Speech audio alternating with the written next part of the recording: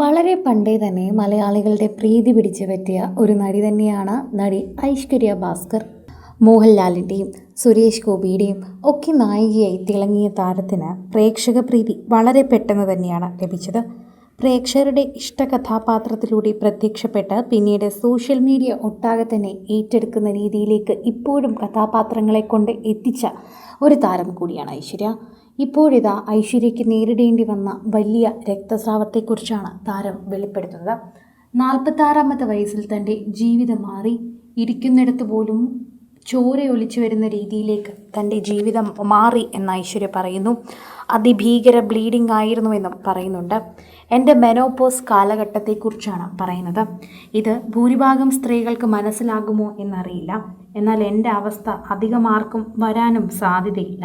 വരാതിരിക്കട്ടെ എന്ന് മാത്രമാണ് എനിക്ക് പ്രാർത്ഥിക്കാനുള്ളത് എന്ന് പറഞ്ഞുകൊണ്ട് താൻ കഠിന വേദന അനുഭവിച്ച് പുറത്തിറങ്ങാൻ പോലും മടിയായിരുന്ന തൻ്റെ മെനോപോസ് കാലത്തെക്കുറിച്ചാണ് ഐശ്വര്യ ഇപ്പോൾ ആരും പറയാത്ത രീതിയിൽ വെട്ടിത്തുറന്ന് പറയുന്നത്.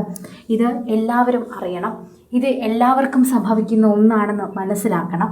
അതാണ് നിങ്ങൾ എല്ലാവരും ചെയ്യേണ്ടത് എന്ന് ഐശ്വര്യ പറയുന്നു.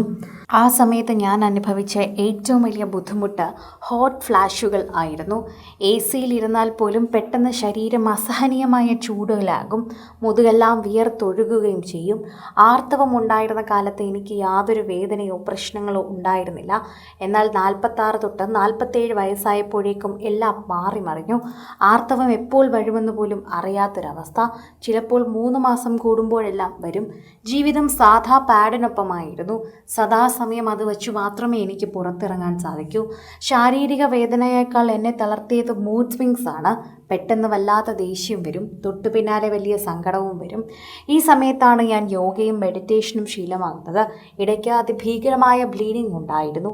ഷൂട്ടിനായി കേരളത്തിൽ നിൽക്കുമ്പോഴായിരുന്നു അത്. കിടക്കയിലടക്കം രക്തം പടരുന്ന ഒരവസ്ഥയായിരുന്നു. ജീവൻ പോകുന്ന വേദനയായിരുന്നു.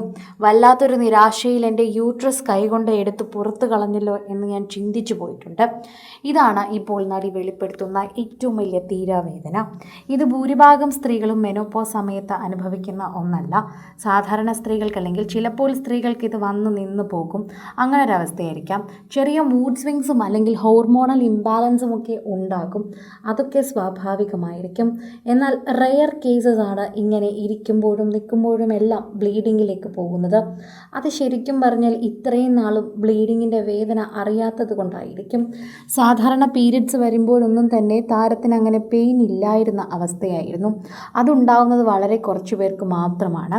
അതുകൊണ്ട് തന്നെയാണ് ഇപ്പോൾ ഐശ്വര്യയുടെ ഈ അവസ്ഥ മനസ്സിലാകുമെന്ന ഭൂരിഭാഗം സ്ത്രീകളും കമൻറ്റ് ചെയ്തുകൊണ്ട് വരുന്നത്.